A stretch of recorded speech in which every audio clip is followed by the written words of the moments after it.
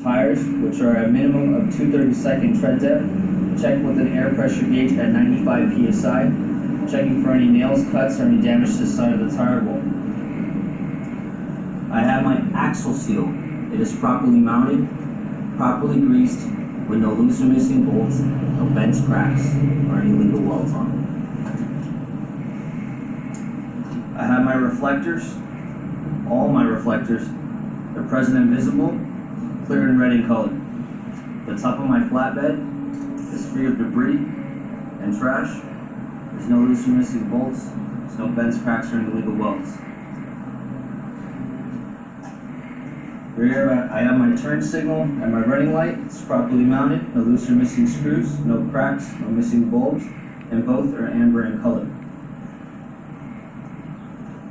Now, coming to the back over here, this is where you guys are going to transition again, and you will have that in your inspection paper as well. The transition is again stating the same parts that you would be checking for from the steering and drive axle that would be back here on the rear axle. Then you will be naming the differences. So when we do the transition, we're going to say, now I'm going to transition from my drive axle to my rear or third axle. I will be checking for the same damages on my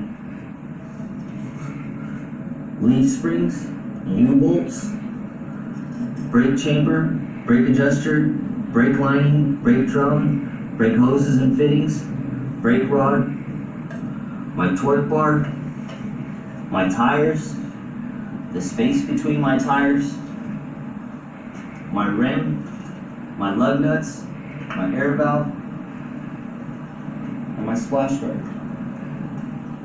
The differences are the mounting, which is properly welded. There's no bends, cracks, or illegal welds. The crossbar, which is properly welded. There's no bends, cracks, or illegal welds. And the hub oil seal. It is properly mounted. There's no loose or missing bolts. There's no cracks or leaks. Oil level's been checked, and it's always clean. I have my ABS light and my running light.